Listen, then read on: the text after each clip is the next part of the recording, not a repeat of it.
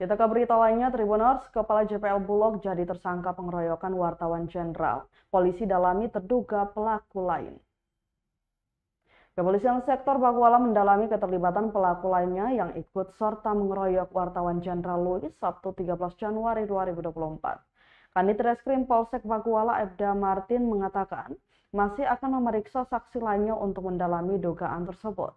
Meski demikian, menurutnya tak menutup kemungkinan akan ada pertambahan tersangka. Pasalnya berdasarkan keterangan pelaku pun, korban dikerumunin saat kejadian.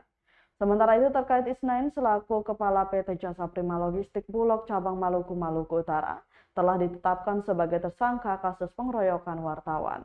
Penetapan tersangka dilakukan setelah penyidik Polsek Pakuala melalui serangkaian penyelidikan serta memiliki dua bukti kuat, yakni berupa keterangan saksi dan surat hasil visum. Dijelaskannya, Isnain telah ditahan sejak 14 Januari 2024. Tersangka akan ditahan selama 20 hari hingga 2 Februari 2024. Dijelaskannya terhadap penetapan tersangka, penyidik menyangkakan tersangka Johair Isnain dengan pasal 351 ayat 1 dengan ancaman pidana 2 tahun 8 bulan penjara. Sebelumnya, kasus pemukulan berujung pengeroyokan jurnalis tribunambon.com saat meliput peristiwa tergelincirnya truk bermuatan beras Bulog di Halong, Kota Ambon, Sabtu 13 Januari 2024.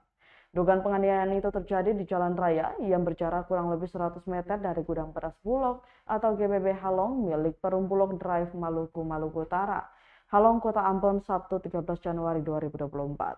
Terduga pelaku pemukulan diketahui adalah Johair Isnain selaku Kepala PT Jasa Prima Logistik Bulog atau JPLB Cabang Maluku Maluku Utara.